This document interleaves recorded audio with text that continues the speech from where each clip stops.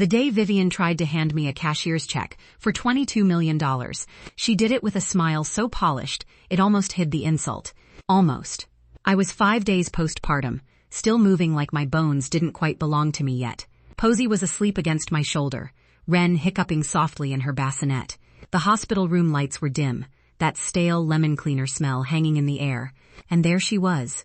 Pearls, tailored suit, and that lavender perfume that always arrived 5 seconds before she did. Spencer stood by the window. Sloane, yes, that Sloane, hovered near the diaper bag like she was already practicing. Vivian didn't waste time. She set the envelope on my tray table and tapped it with one lacquered nail. "You're practical, Bianca," she said. "Let's not pretend this is sentimental." Inside was a settlement agreement and a check that could buy a skyline condo in Manhattan. In exchange, primary custody transferred to Spencer, supervised visitation for me, and a clause about family continuity. I actually laughed when I read that part. I couldn't help it. 5 days ago, I had delivered 2 human beings. Now, I was apparently a disruption to continuity. Sloane shifted her weight. Spencer wouldn't look at me. And here's the thing, no one in that room understood about me. I'm an actuary. I calculate risk for a living. I measure worst-case scenarios before other people have even imagined them. You think I hadn't been running numbers on my own marriage for months? I'd known about Sloane long before they assumed I did. The hotel receipts weren't subtle. Neither was the way Spencer suddenly became allergic to eye contact. But betrayal, oddly enough, wasn't what kept me up at night. It was Hartwell-Provident. For years, even before I married into the family, I'd noticed something strange in their public filings. Their long-term care loss ratios were suspiciously neat. Their lapse assumptions looked optimistic in a way that made my skin itch. If you work in insurance, you know that feeling. When a number smiles too wide. I told myself it wasn't my company, not my circus. But when you're holding newborn daughters and your mother-in-law casually tries to buy them, like a pair of heirloom vases, suddenly it becomes your circus. I looked at that check again. $22 million. Enough to make most people blink. Enough to scare someone into silence. But here's what Vivian never bothered to learn about me. I don't scare easily. I prepare. I'd already opened an account in my own name months earlier. I'd already copied every financial document I had legal access to. I'd already kept my maiden name on my licenses because, call it instinct, I never like putting all my exposure in one column. So I did something that made Sloane's eyes widen just a fraction. I signed the financial settlement, not the custody transfer. Vivian's lawyer had bundled them together, assuming I'd skim. I don't skim. I read every clause, every comma. The custody addendum required judicial review to become binding. It was unenforceable without a hearing. They were banking on intimidation. I slid the signed financial pages back across the tray table. "We'll let the court handle custody," I said evenly. "You know, properly." Vivian's smile faltered. Just barely. It was delicious. They left thinking they'd cornered me into a long, exhausting custody war. They expected tears, panic, scrambling. What they got was quiet. I went home to a short-term rental I'd arranged weeks before, just in case. Ruth, my former mentor, and the only person who'd ever scared me in a professional sense, came, over with groceries and that look she gets when she smells bad math. "Tell me everything," she said, settling into my couch while Posey fussed. I told her about the check, the clauses, the pressure.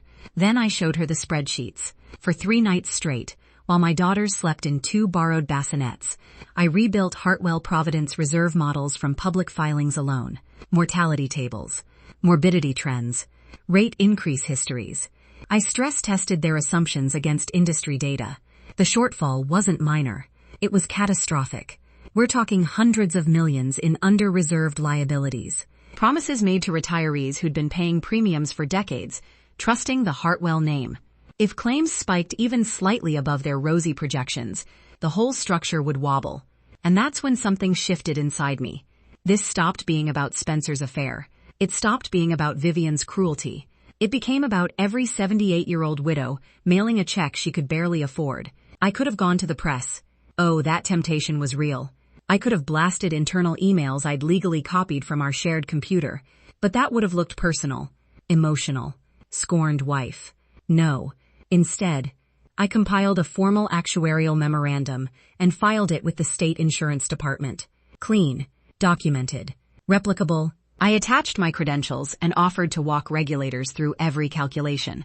Ruth reviewed it and nodded once. "This will move," she said quietly. It did. The state opened a financial examination within a month. Examiners requested working papers, internal models, board minutes. Suddenly, Spencer wasn't answering calls because he was in meetings. Vivian stopped attending charity luncheons. Sloan? Oh, she evaporated. Funny how quickly romance fades when dividends do. The annual policyholder meeting became a spectacle. I attended, not as a wife, not as a victim, but as a credentialed actuary sitting quietly in the third row. Vivian started her speech about market confidence. Then the state examiner stepped onto the stage and announced supervisory control. Proceedings. The sound in that room, I'll never forget it. A low, collective inhale from 100 retirees, realizing something wasn't right. Vivian looked at me like I'd set the building on fire. I didn't gloat. I stood and calmly explained what supervision meant. That policies wouldn't vanish overnight. That state guarantee associations existed as a safety net. I answered questions the board couldn't. And in that moment, something flipped. The room stopped seeing me as the outsider daughter-in-law. They saw me as the only adult telling the truth. The company went into rehabilitation 6 weeks later. Dividends frozen. Executive compensation scrutinized. Trust distributions clawed back. The continuity Vivian worshipped unraveled thread by thread.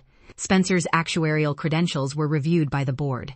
Those margin notes he'd written on internal adequacy reports, not flattering under oath.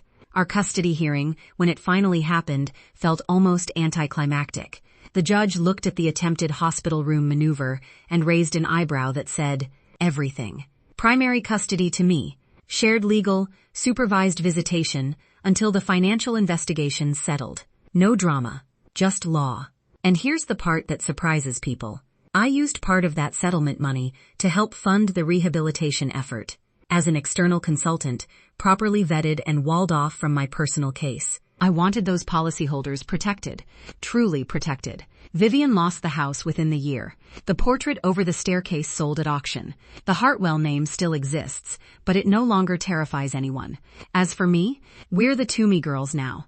Posey and Wren toddling around a sunny little house with a garden that smells like mint instead of lavender.